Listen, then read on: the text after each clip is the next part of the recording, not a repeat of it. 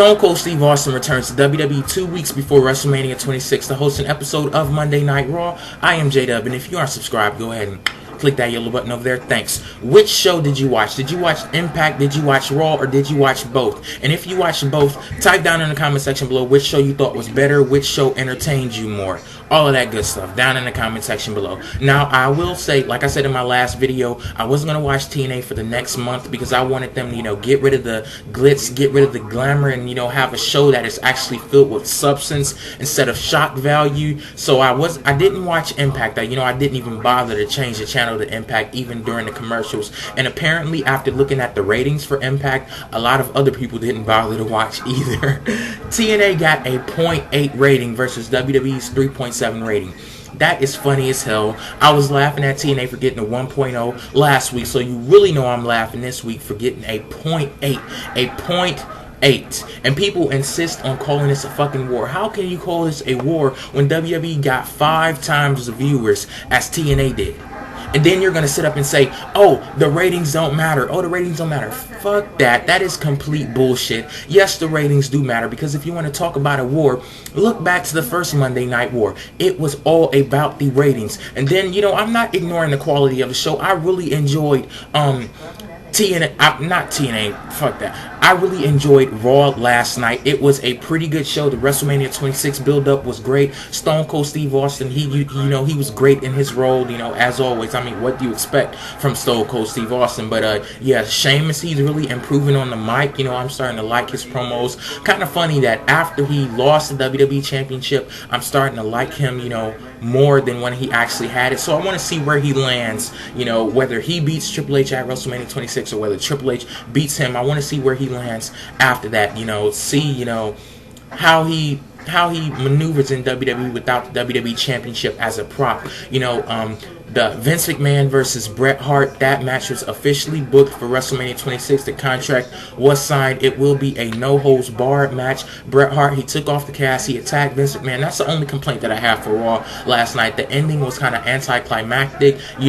Bret just pushed Vince over the table, and Vince just laid there. You could tell he wasn't even selling an injury or anything. It's like he was just laying there. That's the only thing that I can say that I didn't like about Raw. But other than that, it was a pretty good show. Yeah, we had some pretty good matches. Triple H versus Randy Orton.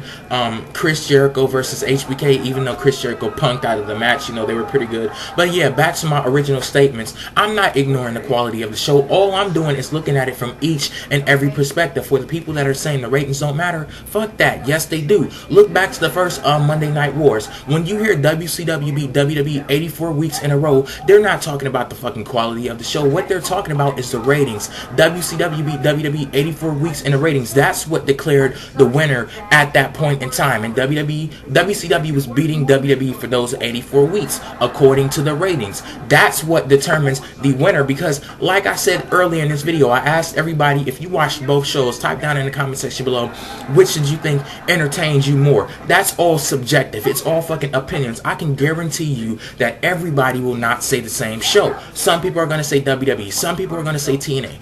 Raw entertained me more. No, Impact entertain me more. It's all fucking subjective, but the numbers speak for themselves. And then the people will also sit up and say, oh, well, wait a couple of years. Oh, that's being ignorant. That's being simple-minded. Wait a couple of years, and then TNA is going to compete with WWE. You know what? Excuse my French, but get the-fuck out of here. Go tell that shit to Dixie Carter. Go tell it to Hulk Hogan. Go tell it to Eric Bischoff. Tell them to wait. They should have waited before moving Impact to Monday nights, declaring war on WWE, because they opened themselves up to all of this criticism. They want it to be called the war, but then they want to sit up and say, oh no, you can't criticize us fully. You can criticize WWE, but no, wait to criticize us. This is a war, but wait, just wait to criticize us. Fuck that. Doesn't make any sense to me at all, And how can you still call this a war? And where were the TNA fans? You guys were usually so boastful. You yell from the mountaintops, oh, TNA is epic. TNA is awesome. TNA is going to kick WWE's ass. TNA is going to do this. They're going to do that. Where the hell were you last night? I really didn't see you much at all. I heard a couple of things about the show. I heard Eric Bischoff got his head shaved. I heard Ric Flair bled once again. Basically, nothing important whatsoever. Like, what the fuck is going on, you know? And, you know, I said I was going to wait until the shot value wore off of TNA. I said that'll maybe take a month. Maybe I was wrong. Hell, maybe it only took 2 weeks, because the TNA fans, you weren't saying like you were last week. Like, last week you were bragging, being boisterous, you know, saying, oh, TNA kicked WWE's ass. I didn't hear that this week. So I, you know, came to the conclusion that either you guys watched the show and you didn't brag because, frankly, there was nothing to brag about, or you didn't even watch the show at all. And like I said, looking at the ratings, I don't blame you guys if you've jumped off of the TNA bandwagon, because yeah, that rating was absolutely horrible. And I don't know how they can sustain getting 0.8s and 1.0s. And yeah, going back to last week, TNA had all of this promotion going into Monday nights permanently. They had ads everywhere. Hell, money was actually funneled from Dixie Carter and TNA through Google to me to promote their fucking show. So soon I'll have money in my bank account from Dixie Carter to promote their show, because they put up ads on my YouTube channel, they put up ads on my website, they put up ads on my fucking on my videos to promote TNA. By the way, thank you, Dixie, for the money. I'm going to enjoy it. I'm going to buy something very nice. But yeah, the promotion went no fucking where. All of that money, you had RVD debuting in the company, Jeff Hardy reappearing, Sting reappearing, the return of Hulk Hogan to the ring was promoted, Ric Flair coming out of retirement was promoted. All the fuck you could pull was a 1.0. Then you throw on two high-flying stars. Jeff Hardy, one of the biggest stars, undoubtedly, in wrestling today. All you could get was a fucking 0.8. All you could get was a 0.8, putting them two in a match together. Like, are you fucking serious? Like, TNA, they seem to be throwing all of these things out there, doing this, you know, unnecessary blood. It's showing patheticness. It's showing desperation. And maybe they're running out of gas already. We've already seen that you can put on great big one-night extravaganzas like you did on January 4th. But this isn't a fucking one-night extravaganza. You have to do this each and every week. And TNA is running out of gas. Like, what can they do? If they pull a 1.0, putting all of those big names on one show, pulling all of those surprises, all of that epicness, quote-unquote, on one show, what the fuck does this mean for the future?